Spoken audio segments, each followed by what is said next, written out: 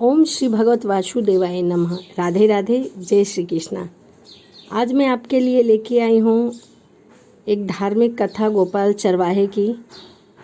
गोपाल चरवाहा नाम का एक व्यक्ति था जो भगवान का अनन्य भक्त था और गोपाल चरवाहे के लिए भगवान को आना पड़ा। उस भक्त की मनोकामना पूर्ति के लिए भगवान को आना पड़ा।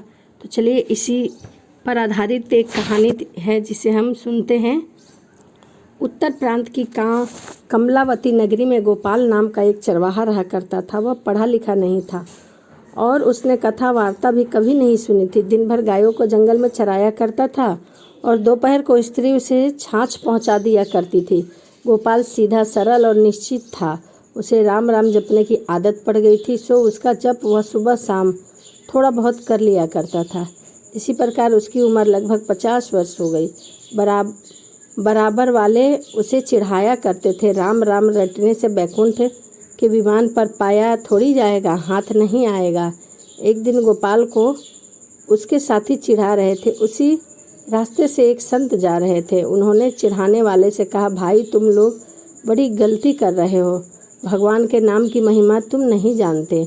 वह बूढ़ा चरवाहा यदि इसी प्रकार श्रद्धा से भगवान का नाम का स्मरण करता रहेगा तो इसे संसार सागर से पार कर देने वाले गुरु अवश्य मिल जाएंगे। भगवान का नाम तो सारे पापों का तुरंत भस्म कर देता है। गोपाल को अब विश्वास हो गया कि मुझे अवश्य ही गुरु मिलेंगे और उनकी कृपा से मैं भगवान के दर्शन कर सकूंगा। अब वह बराबर गुरुदेव की प्रतीक्षा करने लगा और सोचने लगा, गुरुजी को मैं झट संत बनाए लक्षणों से पहचान लूँगा, उन्हें ताज़ा दूध पिलाऊँगा, वे मुझ पर राजी हो जाएंगे। मेरे गुरुजी बड़े भारी ज्ञानी होंगे, भला उनका ज्ञान मेरी समझ में कैसे नहीं आ सकता। मैं तो उनसे एक एक बात पूछूंगा, मुझसे बहुत सी झंझट नहीं होगी। गोपाल जी उत्कंठा तीव्र थी। वह बार बार रास्ते पर जाकर पेड़ पर चढ़कर देखता है, लोगों से पूछता है कोई संत तो इधर नहीं आए।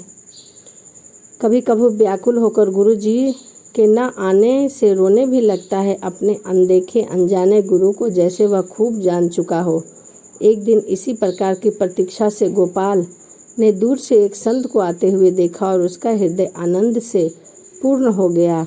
उसने समझ लिया कि वह उसी के गुरुजी आ रहे हैं। उसे ताज़ा दूध पिलाने के लिए झटपट वह गाय दूहने बैठ गया। इतने में वो संत पास आ गए। दूध दूहता अधूरा छोड़कर एक हाथ में दूध का बर्तन और दूसरे में अपनी लाठी लिए हुए वह उनके पास खड़ा होकर बोला, महाराज तनिक दूध तो पीते जाओ। साधु ने आतुर शब्दों में सुना तो रुक गए। गोपाल के हाथ तो फंसे थे। संत के सामने जाकर उसने मस्तक झुकाया और सरल स्वभाव से बोला, लो यह दूध पी लो और मुझे उपदेश देकर कृतार्थ करो, मुझे भवसागर से पार कर दो। महाराज अब मैं तुम्हारे चरण नहीं छोड़ूंगा। दूध का बर्तन और एक हाथ में लाठी रखकर वह संत के चरणों में लिपट गए। उनके नेत्रों में झरझर आंसू गिरने लगे।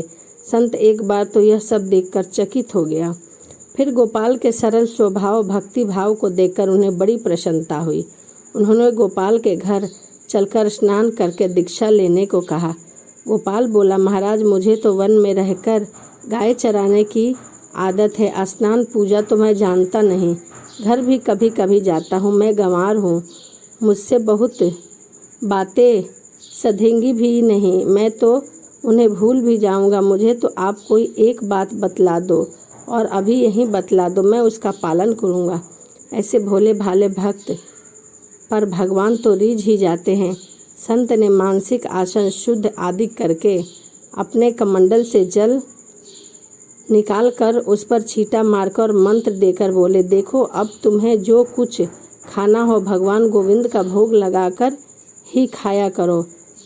इसी एक साधक से तुम गोविंद भगवान की कृपा को प्राप्त कर सकोगे। गोपाल ने पूछा, महाराज मैं आपकी आज्ञा का पालन तो करूँगा, पर गोविंद भगवान मुझे कहाँ मिलेंगे जो उन्हें रोज भोग लगाकर भोजन करूं। संत ने भगवान के स्वरूप का वर्णन करके कहा, भगवान तो सब जगह हैं, सबके भीतर हैं।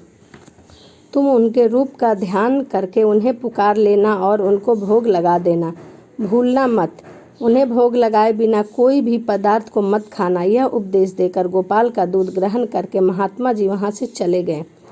दोपहर को गोपाल की स्त्री आई और उसे छाछ देकर चली गई। गोपाल को अब गुरुजी की बात का स्मरण हुआ। एकांत में जाकर पत्ते पर रोटियां परोसकर तुलसी दल डालकर वो गोविंद भगवान का ध्यान करते हुए प्रार्थना करने लगा। हे गोविंद, लो ये रोटी रखी है, इनका भोग लगा लो, आप भी रोटी खा लो। मेरे गुरुदेव कह गए हैं कि भगवान को भोग लगा कर ही जो बचे उसे प्रसाद रूप में खाना चाहिए। मुझे भूख लगी है, किंतु तुम्हारे भोग लगाए बिना मैं नहीं खाऊंगा। देर मत करो, जल्दी आकर भोग लगा लो। गोपाल प्रार्थना करते करते थक गया। सुबह से संध्या हो गई थी पर गोविंद नहीं पधारे। जब भगवान ने भोग नहीं लगाया तब गोपाल कैसे खा ले। उसने रोटी जंगल में फेंक दी और गौशाला लौट आया। गोपाल का शरीर उपवास से सूखता चला गया। इसी प्रकार 18 दिन बीत गए। खड़े होने में चक्कर आने लगा, आंखों के नीचे गड्ढे घुस गए। स्त्री पुत्र घबराकर बार बार कारण पूछने लगे पर गोपाल कुछ नहीं बताता। वह सोचता, एक दिन मरना तो है ही, गुरु महाराज की आज्ञा तोड़ने का पाप करके क्यों मरूं। मेरे गुरुदेव की आज्ञा तो सत्य ही है। यहाँ ना सही मरने पर परलोक में तो मुझे भगवान के दर्शन होंगे। उपवास को 9 दिन और बीत गए थे। 27 दिन हो चुका था। गोपाल के नेत्र अब सफ़ेद हो गए थे। वह उठकर बैठ भी नहीं सकता था। आज जब उसकी स्त्री छाछ लेकर आई तब गौशाला में जाना नहीं चाहती थी। उसे किसी प्रकार गोपाल के घर भेजा। बड़ी कठिनता से छाछ परोसकर वह भूमि पर लेट गया। आज बैठ भी नहीं पा रहा था। उसे आज अंतिम प्रार्थना करनी है। वह जानता है कि कल फिर प्रार्थना करने के वह योग्य नहीं रहेगा, उसके प्राण निकल जाएंगे। आज वह गोविंद भगवान को रोटी खाने के लिए हृदय से अंतिम बार पुकार रहा था। यह क्या हुआ? तभी तेज प्रकाश गौशाला में आ गया। गोपाल ने देखा कि उसके सामने गुरुजी के बताए वही गोविंद भगवान खड़े हैं। एक शब्द तक उसके मुख से नहीं निकला। भगवान के चरणों पर उसने सर रख दिया। उसके नेत्रों की धारा से उन लाल लाल चरणों को धो दिया। भगवान ने भक्त को गोद में उठा लिया और बोले, गोपाल तू रो मत, देख मैं तेरी रोटी खाता हूँ।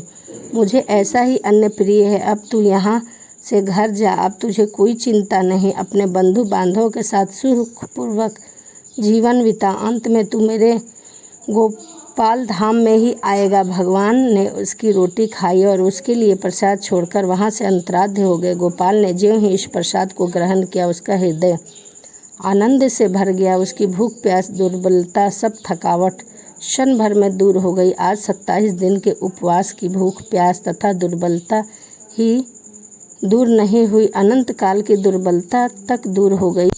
तो यह गोपाल चरवाहे की कथा और भगवान कृष्ण की रोचक कथा थी। और वाकई में भाव के भूखे होते हैं भगवान। तो चलिए इसी के साथ वीडियो को समाप्त करते हैं और मिलते हैं अगली वीडियो में। राधे राधे, जय श्रीमन नारायण।